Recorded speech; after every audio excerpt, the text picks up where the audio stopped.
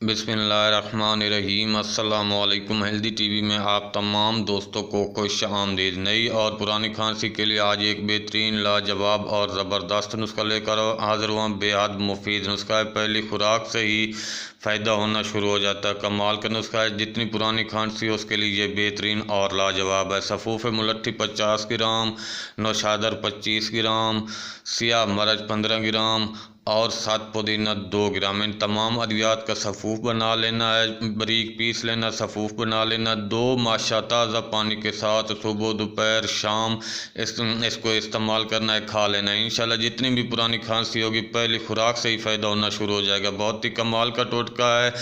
ऐसे अफराद जिनको पुरानी खांसी है या नई खांसी है वो ये टोटका इस्तेमाल करें। इंशाल्लाह पहली खुराक ही अपना असर दिखा देगी। नुस्खा अच्छा लगा है तो वीडियो को लाइक कर दें। मिलते हैं अगली वीडियो में एक नए नुस्खे के साथ, एक नए टोटके के साथ। तब तक के लिए अल्लाह हाफिज़।